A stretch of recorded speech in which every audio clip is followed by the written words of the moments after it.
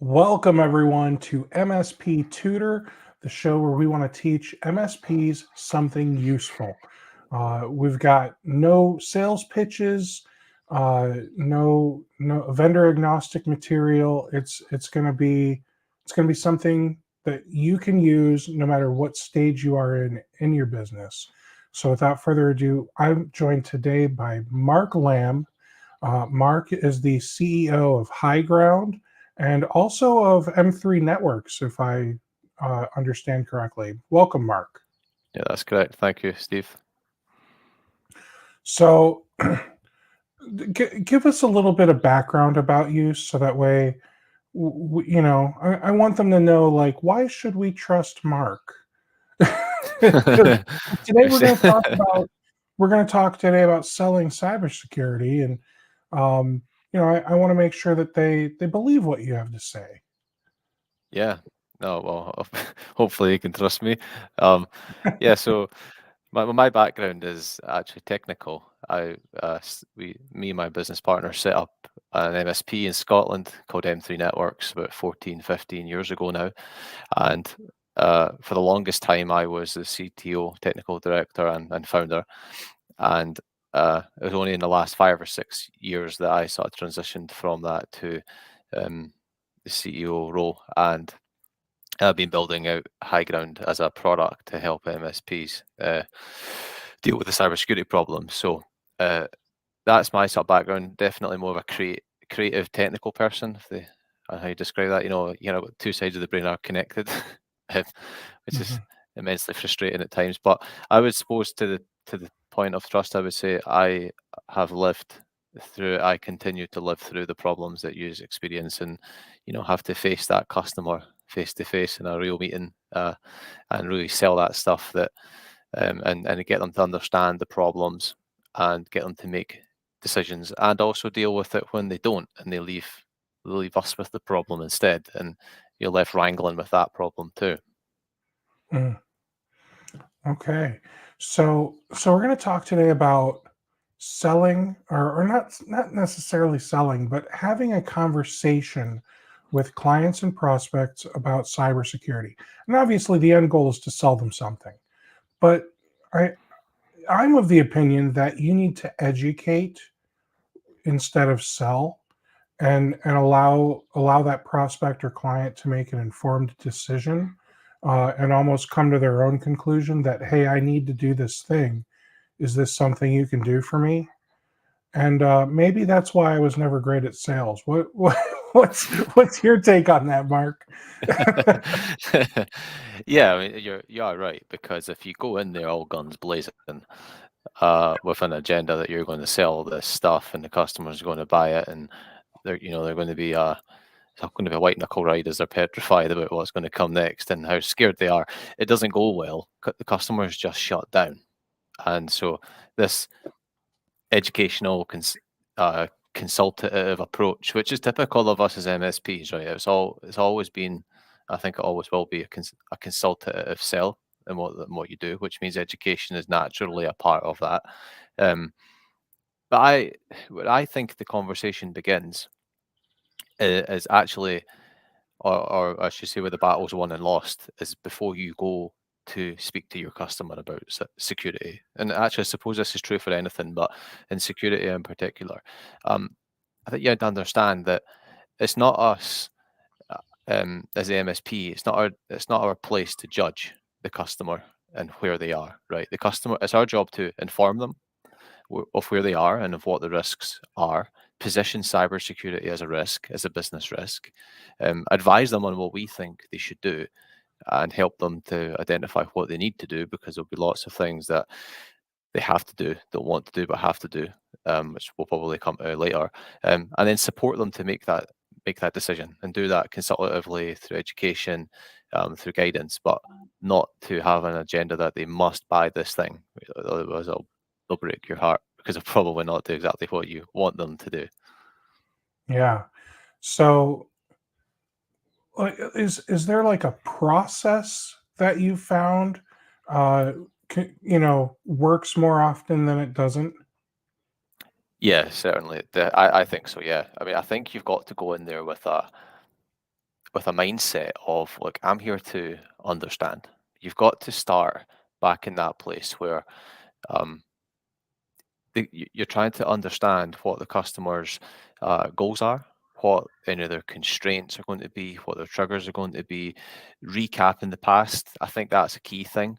Like taking a walk down memory lane. I think as Mhm. MSPs, we're always so keen to want to go in there and sell the next thing because our world moves fast, right?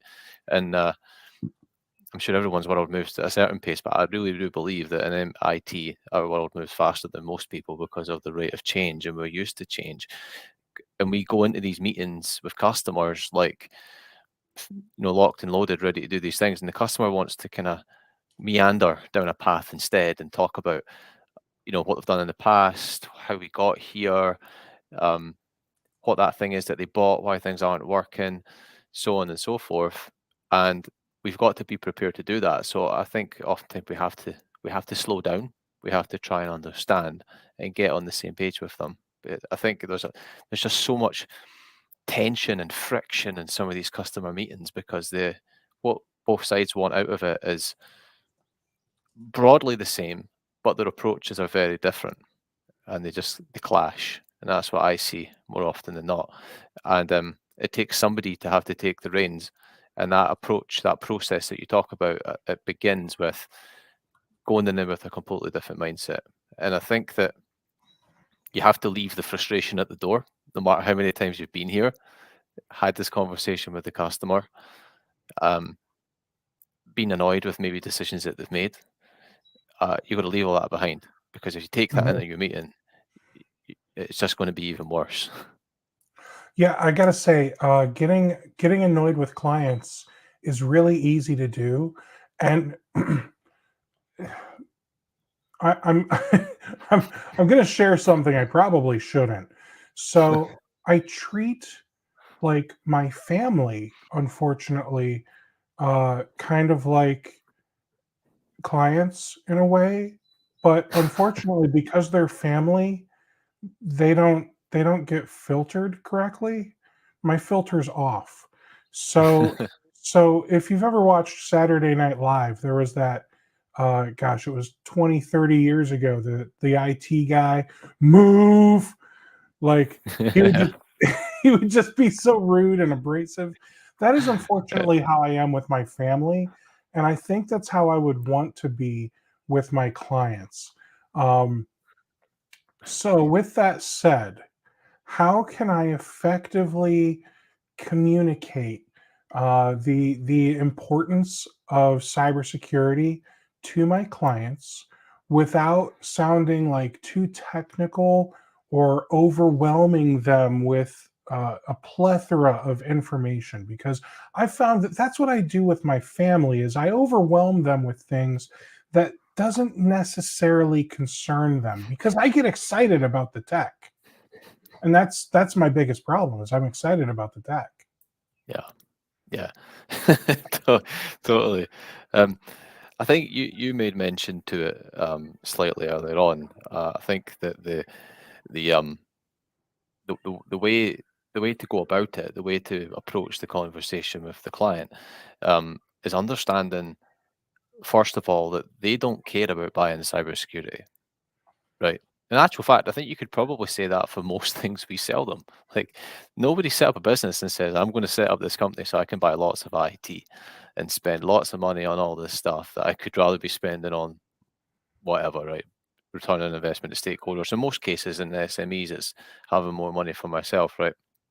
And Mhm, I think if you go in with that mindset and realize that you have to understand that customers they look to you as a trusted advisor to take care of and advise them on what to do. And I think the frustration comes from us getting annoyed that they are now not listening to what we're saying to them. Like, so we're your trusted advisor, but you're not listening to our advice. So do you really trust us at all? And a lot of frustration comes from that. Um, so understanding that actually what we need to do is come down to a level where we can tie this to the customer's um, goals, objectives, risks, requirements. That's why compliance is so good because we can tie it to somebody else. Everyone wants to blame somebody else, right?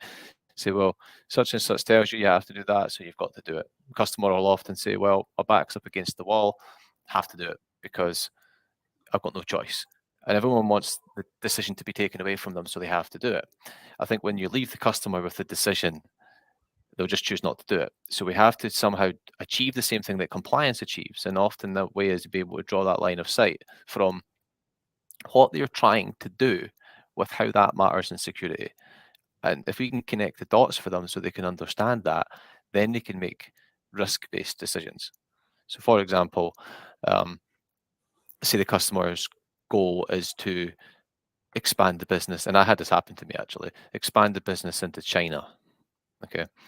And as IT people now, alarm bells are ringing in all corners of our head about, oh my goodness me, all the things that we have to think about now because of this. The customer does not think, oh, so China, I better do something more with cybersecurity. So we come along, we're saying you need to do this, but the customer's thinking, well, yeah, Mark, but I've got to spend money on all this other stuff to open an organization in China. And the last thing I want to be doing is spending even more money on security. I don't think that's important.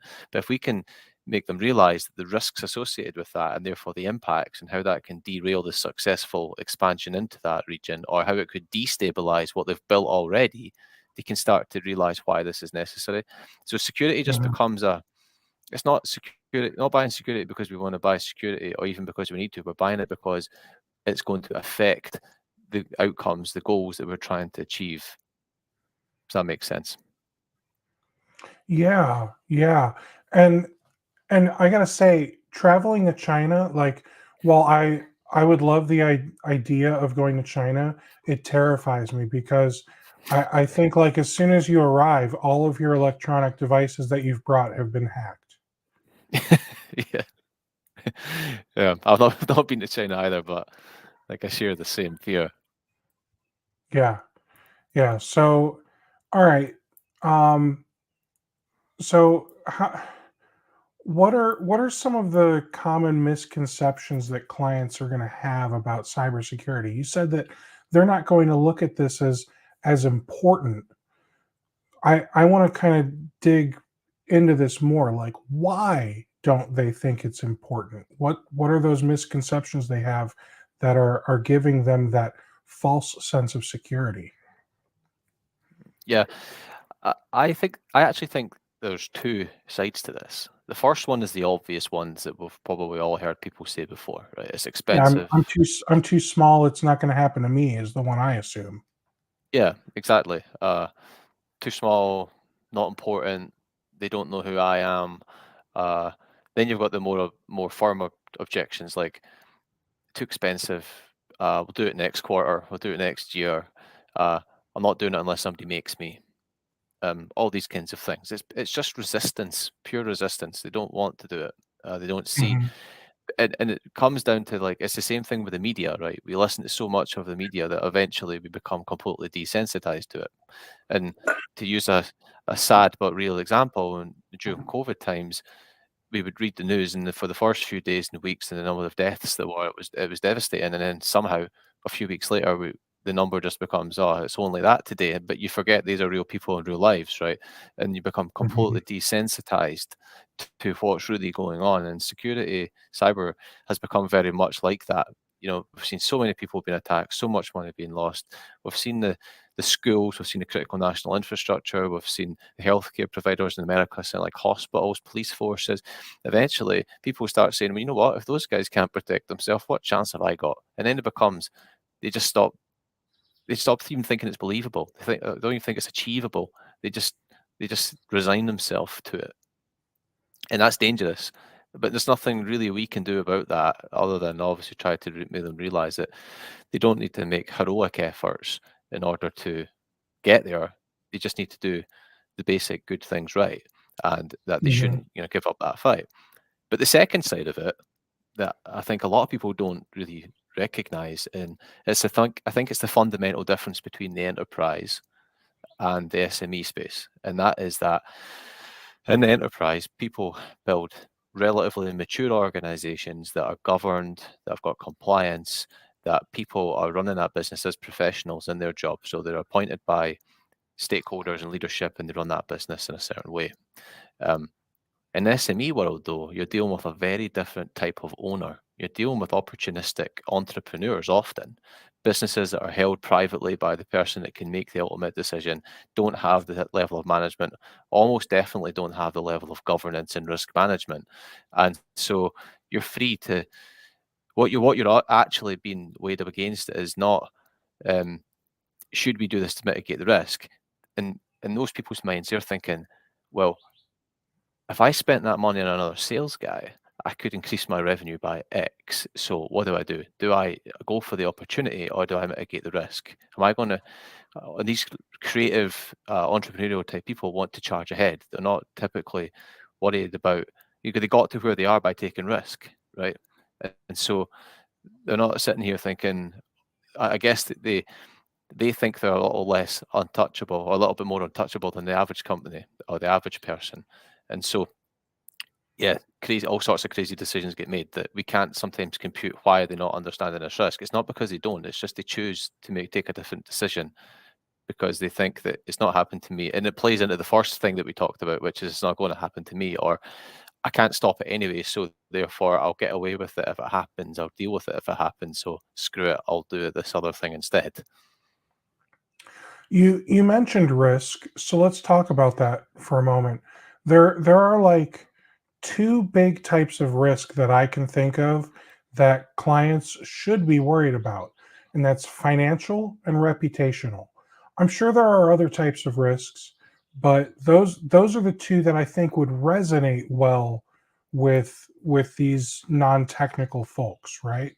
So, how do we explain that potential risk to them in a way that makes sense to them, that resonates? Um, yeah, uh, I think that when it comes to financial, we do need to try and steer clear of talking about the big numbers because they're not really believable.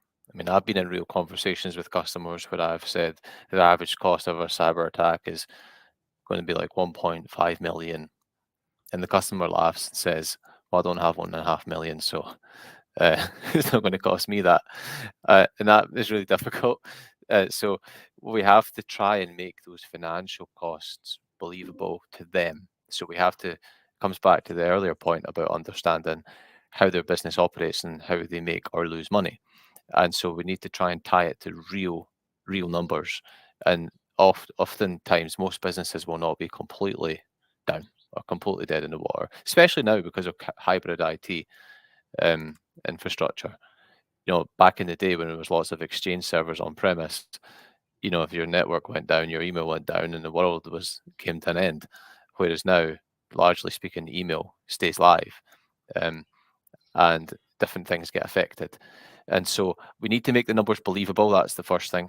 From a reputational perspective, um, in the UK, we have a thing called Exercise in a Box, which is a framework by the National Cybersecurity Centre.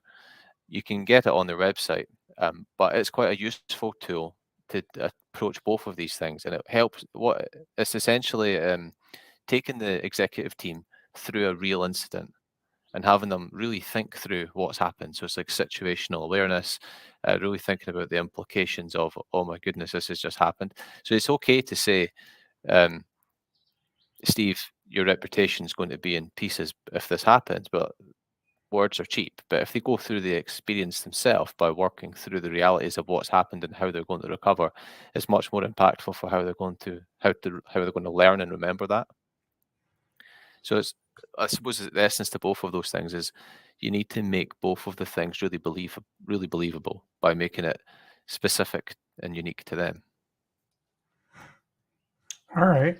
So is there like a framework that you use when you sit down with clients or prospects? And I guess I should further ask, do you talk to clients differently than you talk to prospects? Let's start there. Oh, that's a good question. Um, yeah, I mean, when you talk to prospects, of course, you're trying to understand um, where they are today. And that is actually arguably more challenging because they often don't know where they are either. right? So they think, oh well, I've got this thing and we've bought this thing, and we've got MFA turned on, and you're treading that line between trying to say, no, you don't, or you don't have what you think you have, and it's definitely a difficult thing to do. But in both cases, it's about trying to make things visible and understandable. So the NIST cybersecurity framework is a fantastic tool for that. And if you can align where they are today to the NIST cybersecurity framework, all the better. And some of you watching this might know that they've just released version 2.0. So there's a new version of that framework, which has previously had 5 pillars. And now they've got a 6th pillar, which is governance.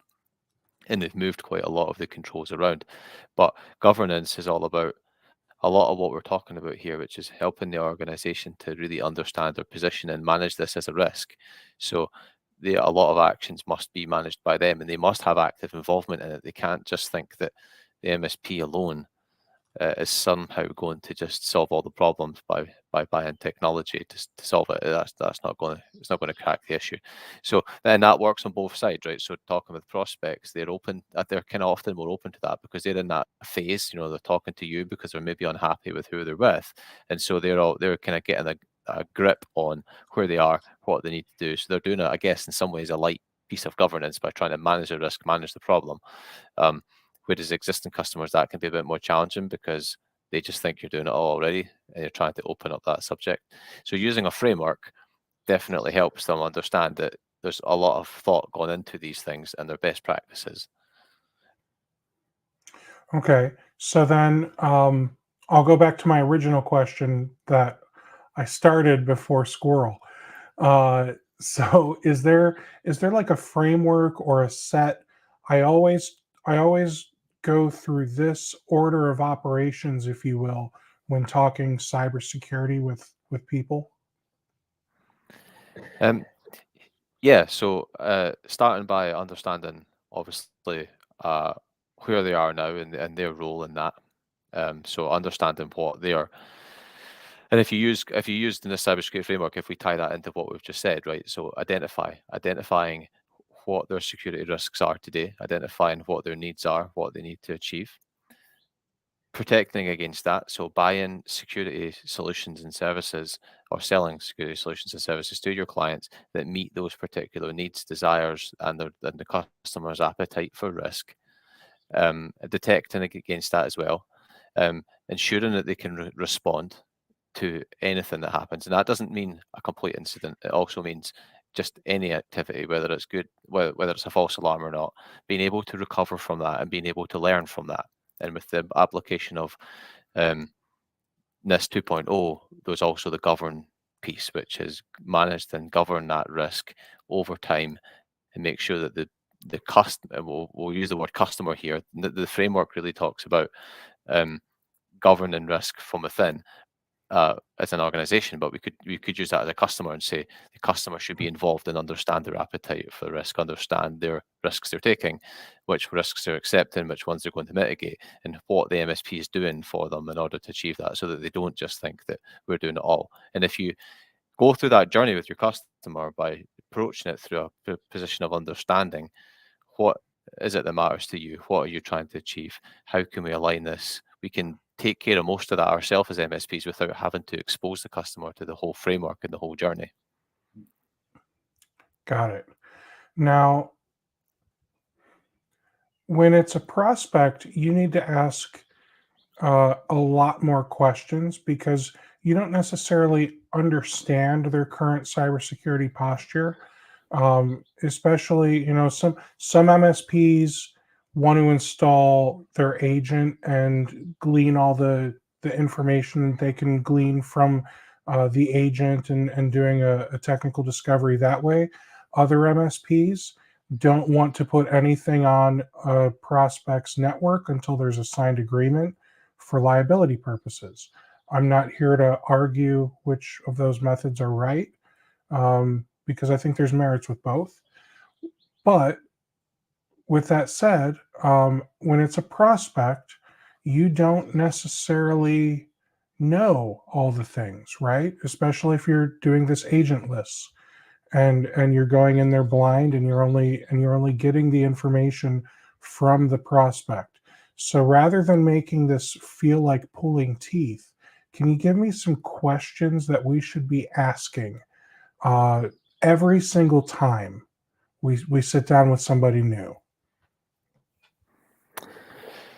Oh, yeah. I if you can get it, I would be asking for a copy of an existing invoice that they're paying the provider for. That's a big shortcut, but that's hard to get, and the trust has to be there. They're not always going to want to pass that information to you because they might think that you're going to then price based on what they're paying. But that is definitely useful, and it because customers often have this opinion that we can just figure everything out when we turn up, look at computers and suddenly somehow determine what's going on. And there's friction there, right? Because the MSP's careful. They don't want to end up signing themselves up to something that they don't know what they're getting involved in.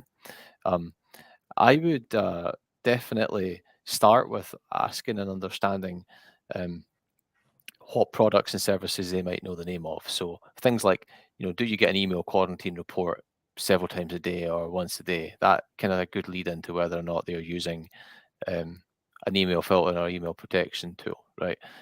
Are you having to enter six-digit multi-factor codes or respond to alerts on your phone when you try to log in? Yes or no? That's going to give you an idea of whether MFA is turned on or whether it's just, I've never seen a six-digit code in my life. Might tell you, okay, they don't have that turned on, right? Um, whether or not, especially now with the massive boom in MDR on endpoints, maybe using some common product names. Like, are you familiar with, give an example like Sentinel-1, for example? Customer is likely to have heard the name of some of these tools being mentioned by the help desk of companies they're working with. So mentioning product names can sometimes be helpful. Um, and same thing goes for like firewalls and things like that.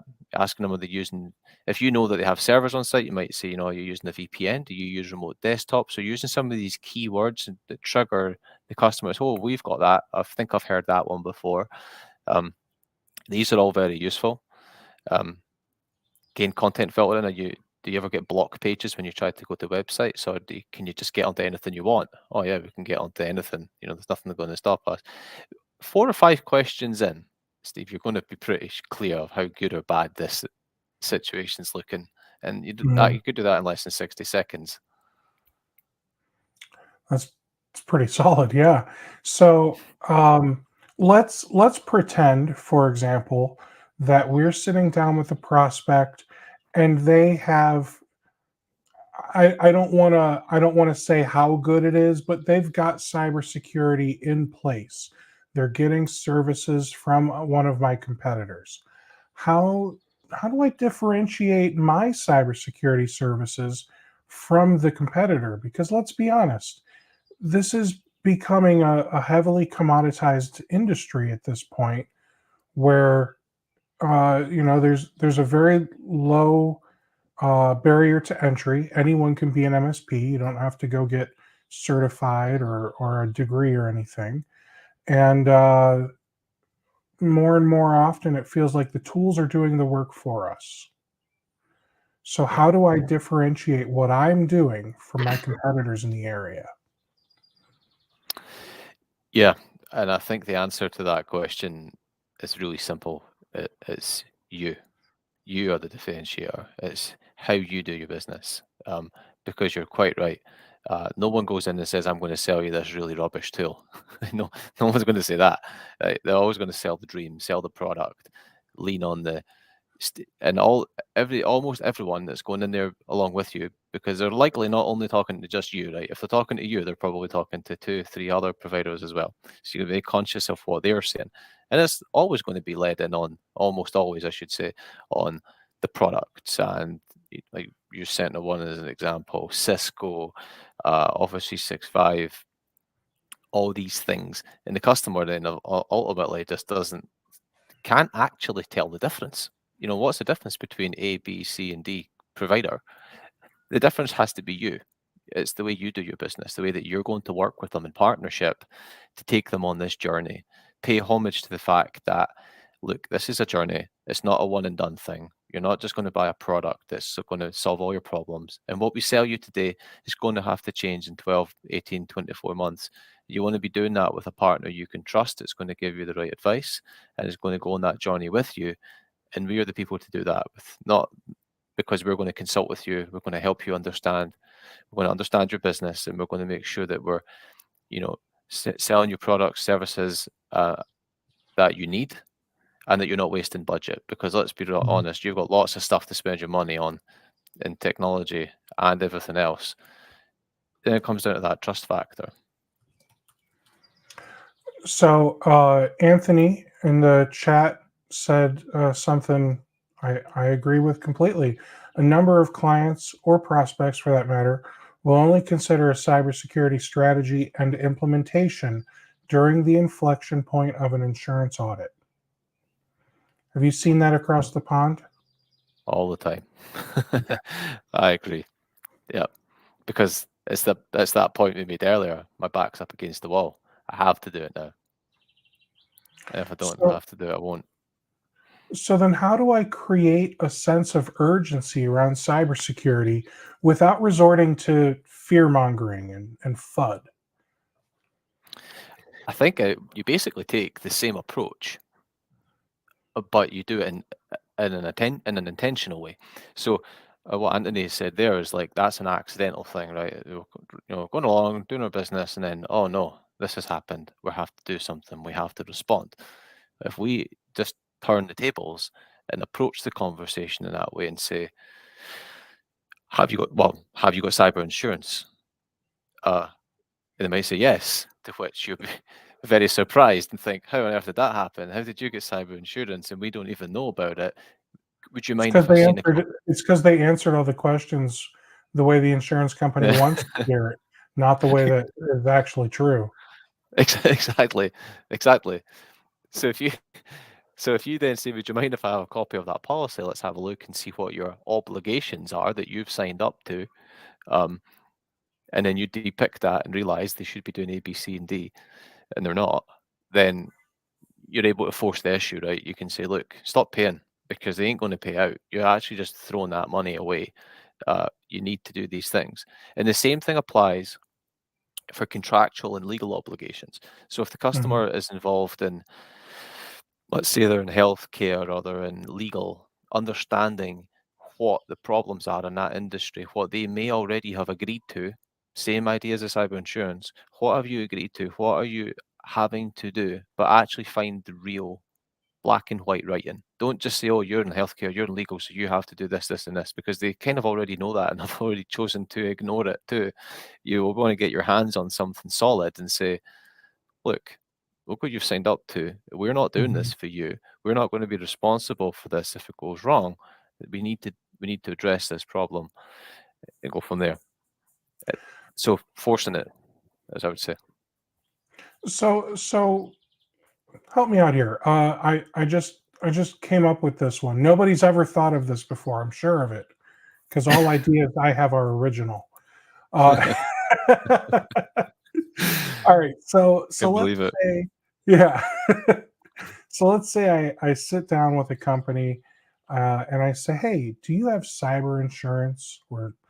And if they say yes, it's pretty boilerplate at this point that cyber insurance is going to ask a number of questions like, do you have MFA enabled on all admin accounts, so on and so forth, right? And I'm sure you could even potentially find that list somewhere of what are some of the more common cyber insurance policy questions that the insurance company is going to ask to understand your cyber posture and risk, because that's at the end of the day, that's what insurance companies are doing. They're measuring risk to determine if your business is worth insuring. So when you sit down with that company and they say, yes, we've got cyber insurance, then start asking them about things like, do you use the little 6-digit codes? Can you go to any website you want, so on and so forth. Now you've got a baseline for what their cybersecurity actually looks like, And then, unfortunately, this is a bit of fear mongering, but I think in my eyes, I think sometimes you got to tell people the hard truths and say, hey, look, you are wasting your money because if you have a cyber incident, which based on your current cybersecurity posture, it's not an if, it's a when. Um, you're going to try and make a claim. The insurance company is going to do an investigation and find that you don't have all of these things in place that you maybe told them that you do have in place, and they're going to deny your claim. Yeah. And I think that type of information is powerful because once you explain to a person that, hey, did you know you're wasting, thousands of dollars a year on this policy that's not going to help you? I think that that starts to open eyes and ears for people. Yeah. It's a false economy, right? They don't for some reason, I don't know why, but they're not sitting there thinking that they're throwing that money away because they don't ever believe it's not going to pay out. Which I don't know why, because I've never met an insurance company that likes to pay out.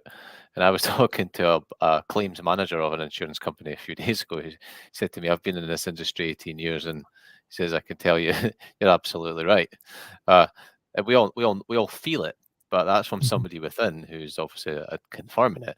And so I think the customers often just don't think that's going to happen because they've got it really messed up in their mind. They just think, uh, oh, you know that they've just forgotten. They've just to them, the cyber insurance was just a stepping stone that they needed to get in place to win some contract, to win some work, and off they are now busy delivering that work with completely now. But now they've got the cost, but they're not associating the cost with claiming. They're associating the cost of that with doing business, which they had to do to win the work and push ahead.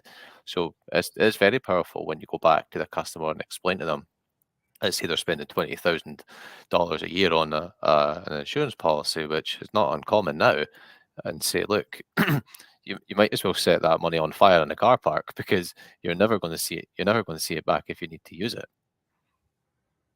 Mhm. So, one of the things that I often sit and wonder about is how do we pitch different services to different industries or verticals. So when you go and sit down with a law firm, you're going to have a different cybersecurity conversation than if you were to sit down with a construction company, right? So how do you tailor your cybersecurity pitch to these different industries? And I guess I'm going to back up and assume that you're an MSP that still is a generalist and you'll support all these different industries. You haven't specialized on a niche yet. Yeah. So this is a good question because something very topical actually I've been dealing with in the last few weeks, both in my MSP and with High Ground, and that is then so. And I'll share this. Actually, no, I've not told anybody this, so this is a new thing actually right here, and I mentioned on MSP Tutor. We've actually devised a strategy that I think anyone can use, and we call it packs and tracks.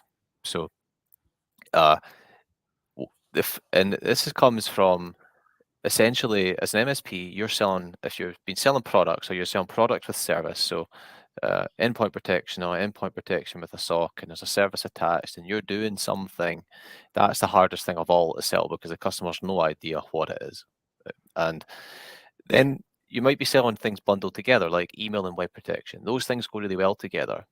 They are kind of always have done, right? You know, you have email protection and you have web protection because those are big sources of threats, or EDR and MDR, they go well together. IAM and PAM and the password management, they go nicely together.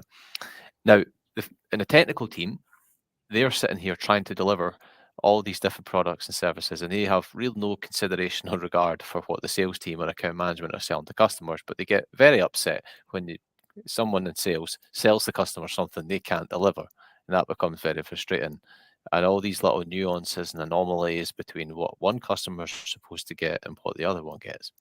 So But at the end of the day, it's always the same products that typically that we're selling to customers. The only difference is how different customers need different products and services for particular needs. So you mentioned a couple of industries there. Construction is typically, certainly here in the UK, is typically focused around the public sector. Therefore, there's often a lot of compliance involved in that, um, aligning to frameworks and making sure that you are either, if there's something that's regulated that or standardized, that you meet that compliance requirement, or there might be particularly niche standards and requirements you have to meet. Whereas legal is an alternative example is we all know largely that it's heavily focused and the fear is on data loss prevention, that we have lots of sensitive data, and if that information is to get out into the public domain, we're toast, right? So we have to stop that from happening. So based on that, by creating these what I call tracks, we're essentially taking the same products and service portfolio that we may have as an MSP and determining the ways in which we need to use them in order to deliver the outcomes the customer needs. And they're largely, broadly, if you look at it from an industry perspective, pretty much the same. Financial services has a very heavy focus on detection because they're largely targeted. Data loss, legal is kind of the same, with also a strong focus on DLP, but you could largely put them both in the same place. Encryption plays a big part as well, encryption of data at rest and in transit. I guess to a certain extent, medical is the same in healthcare. Whereas you go to some other organizations that are maybe a bit like the construction, dealing with much larger organizations, they expect, therefore, because the governments and councils and places like that are running like a government, they expect good compliance, good governance, good risk management, and we need to address those problems for them. So we can, as much as we can say they're kind of unique, they're really largely just think of them as big turnkey solutions. Like you need to figure out what the flavor is of legal and just package them in a way that meets their needs. I like that. Um, Now, one of the things that I would like to think you've heard of by now, if you do any type of marketing for your MSP, there's something called social proof. And when you're building a website, you do social proof by putting testimonials and reviews, maybe what do you call them? Case studies.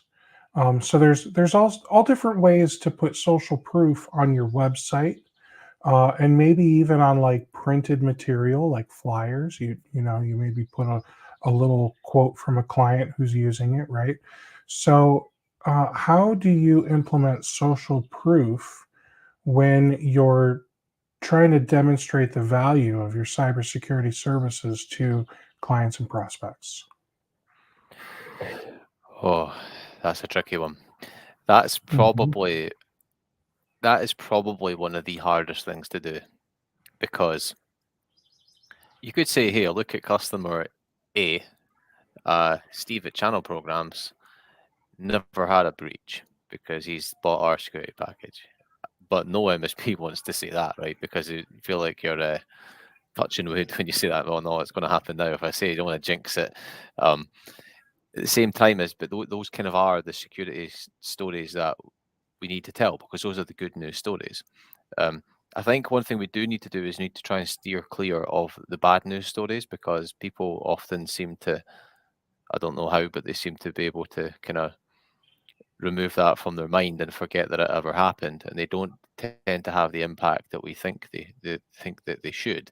I think that um, focusing case studies and stories, customer testimonials, if you can get them, that really talk about the challenges that the customer was having in achieving their goals and how security was a part of that. It could also be that fear of losing everything that the customer's built over all these years and not wanting to lose that, and how much better they feel now about I've bought the security package and I can sleep a little bit better at night. I feel like I'm more involved and I understand my risks, and my MSP works with me to make sure that I'm keeping on top of that and moving forward.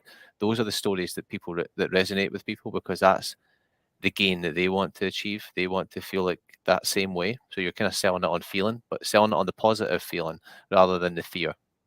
If you sell it on the Hmm. fear, it really doesn't work. No, that makes perfect sense. Yeah.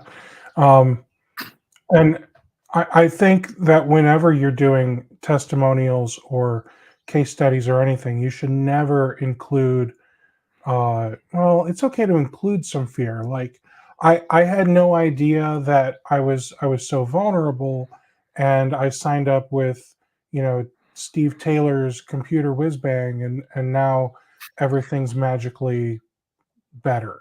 You know, like Yeah, it's okay for the customer to be genuine and say, hey, you know, I didn't realize I was so open to attack, and now I feel like I'm you know, much better. And it's not that they couldn't sleep well at night before, because they were, you know, blissfully ignorant before.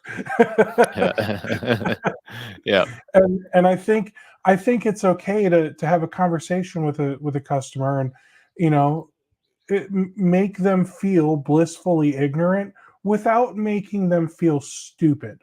I think there is a way to do both, you know, like make them feel yeah, blissfully ignorant without feeling stupid. And when you get them to open their eyes and go, wow, like I get it now. Um yeah, that's when you have the breakthrough, and that's when they say, who do I write the check to? You know what I mean? yeah, So definitely. another way that you can accomplish this besides social proof is by sharing some key metrics or statistics. And that's hard because, you know, what do they say? 87% of all facts and statistics are made up, right? And it's I just Yeah. I just made that one up, right? So Statistics, uh statistics, and lies, as they say. yeah. So I guess what I'm asking is, do you share any metrics or statistics to support your cybersecurity recommendations? And then how do you present those in a way that they seem factual and not like some crap you're just trying to say to get them to buy something? Yeah. Um, and the irony of this answer is I'm going to answer with a statistic, um, because I read something fascinating a few weeks ago about storytelling.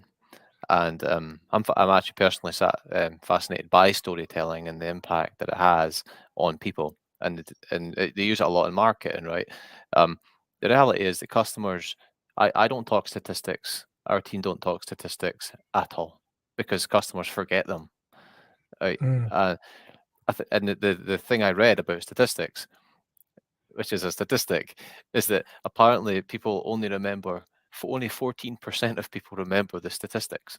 But you see, if you tell it in a story about Steve who ran Whizbang Computers, who had this problem, he was trying to win this contract with X organization who needed him to do this and he didn't know what to do and he couldn't afford it and he was worried and he spoke to us and we worked with him and we showed him this.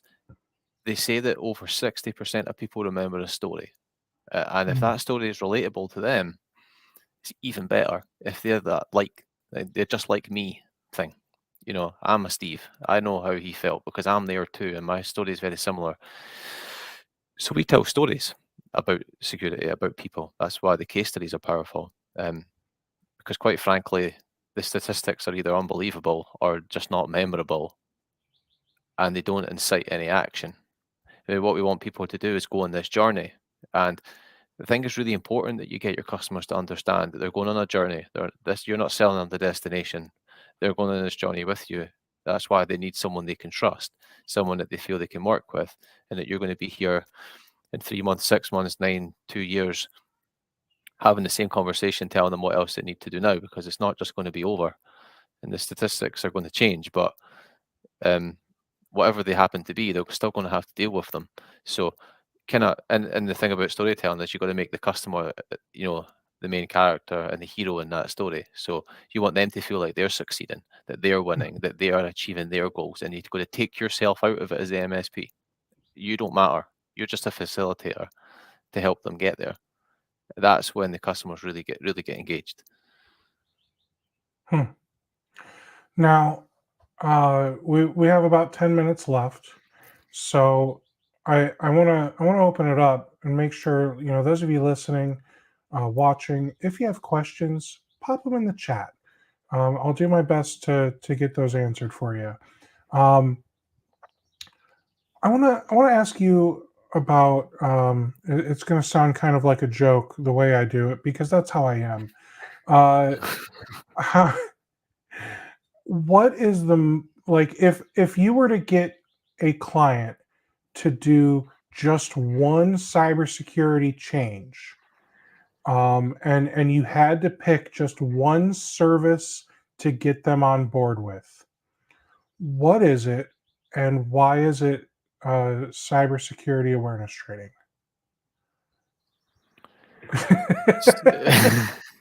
Security awareness training. Yeah. um, Do you think that's probably like if you sat down with a company and they don't have MFA and they don't have DNS filtering and they click on freaking everything. Where do you start? What's the first thing you do? Is it training them, or is it I'm gonna implement a baseline of changes that um, you know implementing some of these changes is going to drastically affect how they do things on a day-to-day basis, whereas the training, uh, I I always feel like educating people is less friction than I'm going to make you all type in 6-digit codes, and I'm going to make it so you can't access all your websites and so on and so forth, right? yeah, yeah. Yeah, and on that point about awareness training, I think that, and we all see organizations like that, right? I'm a believer in getting there in front of them. Right? You roll out a program of security awareness training and just think that people are going to adopt this. It If the problem is that bad, um, you really want to be getting them collectively in a room together, or even identifying the individuals and speaking to them, and really helping them understand, and then enroll them in training, rather than simply just, here you go, do some training, because they think, oh, I already know this, I've seen this, you can't teach me, I understand. They can even get through the tests, but then they go and do something stupid anyway. Making them understand and realize that the risk that they pose to the business and the impact that could have, and that they need to sometimes slow down and think. Um, as for the technology that I would implement, if there's a single technology on an organization's systems, um, I mean, MFA would obviously have to be one of those things, but I really think that we're leaning now much more into IAM solutions, so identity and access management, and extending that out with SSO to as many places as possible, because then we're really trying to reduce the number of times the customer's likely to be doing that. Um, so we're trying to leapfrog the current problem and get them to a place where they're using these credentials less and less. And if you turn on MFA onto that, then you can have a significant impact on the likelihood of the things that are happening. So basically, try to treat uh, or cure the problem rather than treating the symptoms, if you know what I mean. Mhm. Yeah, no, I do. That makes perfect sense. Now let's talk about something a little more complex. Um, and let's I'm going to simplify the complex as best as I can. Let's say you sit down with a dentist and you're here in the States. So that means HIPAA, patient data, right? Um, Presently, they don't know if they're HIPAA or if they're compliant with HIPAA guidelines. They don't know if they don't know all the things they should be doing. They don't necessarily care. How do I how do I have a conversation with them to either get them on board or figure out if I need to run? because we don't want to stick around if they're not going to be compliant, because that puts us, the MSP, at risk, right? If we're going to talk to our clients about risk, we got to talk to ourselves about risk too. So if you take on a client that is supposed to be HIPAA compliant and they're not, and they don't give a darn, then Mhm. do you really want that client? Because now you're opening yourself up to risk, and maybe your own claims won't be approved in the Yeah. future? I think uh, and this is a good question because I think it's actually the answer to it kind of depends on the size that you are as an MSP. You know, the smaller ones are much hungrier for work and they're much more likely to take on the risk and believe the customer's going to make the change. Whereas the larger ones, particularly the ones that are now getting involved in like M&A, and they're getting bought up, then much larger organizations are thinking, oh, do we want that risk? And so they're much more likely to just shun it and turn it away. If the middle ground is somewhere in between those two extremes, then uh, I think you really need to sit down with during that sales process. If you've not addressed it in the sales process, which you really should have, then you definitely need to address it at the onboarding phase with the customer to understand, document that. Do you understand your obligations? What are your intentions? And put that down onto a risk register. Develop a risk register with your client on that same risk register as the old 2008 or 2012 server that needs to be replaced and what that means, and the Windows 7 computers that are still kicking around, and any operational technology might take the business down.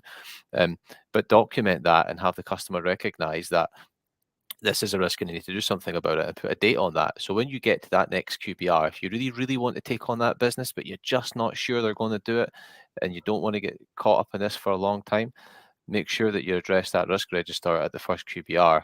That's going to be your first warning sign. If you're getting 2, 3 QBRs down the road and things are not changing, then you've got an out. And not only that, you've documented it at the start. So if someone comes knocking and says, hang on, you were involved in this, you say, look, we documented that. They knew. We told them, we advised them, and they didn't want to do anything about it. Then it does give you some, I guess, some comfort in knowing that you've addressed it. Mhm. And then the last question I want to ask you is about budget. So when you sit down, whether it's a client or a prospect, you need to understand how they budget for IT. So and here's where it starts to get a little nuanced, right? Because some companies do their accounting differently. But if they're running a halfway successful company, they should have a budget for the year and they should be planning their budget for the following year. So, how do you have that conversation with them and say, hey, look, I need to know what your IT budget is so that way I can help you prioritize uh, different expenses and upgrades and purchases based on your budget. Because the budget can't just be, I'm paying $4,000 a month to my MSP. There should be a larger budget than that $48,000 a year because projects and upgrades also need to happen, right? So how do you have that question? How do you get that question answered tactfully as early as possible, so that way you can help them be successful? Yeah, I would say that if it's the first year you're working with a customer, that should be the only year you ask that question, because you're in a cycle now. But what you really should be doing is sitting down with the customer and saying, Steve, we need to work on your budget for next year. That's what VCIO tools are trying to do, right? It's like Mhm. we've got all this stuff that needs to be done, and we've documented these risks, and we know these projects, and we know that you can't just put 100,000, 200,000 into it. Um, so we need to make priority-based decisions, and you need to be involved in that because you need to understand what risks you're taking, and they're not just security risks; it could be operational risks as well, compliance and regulatory risks like we've talked about already. And from there, help them build a budget that's going to achieve it. So if they say, look, sorry, Steve, but the budget's 60,000, there's nothing more I can do this year. Say, okay, well, what are we going to do? We're going to address those and work on them on a 2, 3, 4, 5 year plan to start addressing those things. If you try to make their problems fit into their budget, you're in for a hard time because it's never going to fit. Right. And a follow-up budget question, how do you explain to them that their IT budget needs to increase every year? Do you say, "Hey, we need to build in a 10% annual increase, or what's your strategy for that? Yeah, I mean, I think you definitely need to make sure that it's tracking inflation. I guess there's never been a more realistic time to be having that conversation right now. Um, so addressing that for sure, but I think it has to also be on like what do they want to achieve? How does it align to business goals and the risks that are there, and build it towards that rather than, and then on top of that also add in the inflationary aspect of, look, everything's going to cost more next year than it costs this year. That's just a fact of life, and addressing it in that way and being open and honest and upfront with them. I think we're all quite lucky right now. It's been hard living through this time of inflation, but it's also people are a lot more aware of it where they weren't before. But people have seen eye-watering inflation over the last 2 years, so they're a lot more open to it. And now would probably be a great time to broach that subject with them again and just make sure that they're understanding. Wonderful. Mark, thank you so much for coming on here and doing this with me, man. I really appreciate it. If you guys are interested in connecting with Mark, look him up on LinkedIn, Mark Lamb, just like the animal, Lamb. And check out his company, High Ground. You can go to High Ground, HIGH ground.io. Is that right? That's right. Yep. Yeah, check that out. And what does High Ground do for MSPs, real quickly? Uh, High Ground helps you have better security conversations with your clients and to sell more cybersecurity to them and reduce your risk. Wow, how fitting. Yeah. All right. Well, thanks, Mark. Thanks, everyone, for watching and listening. And we'll catch you next week at the next MSP Tutor. Take care.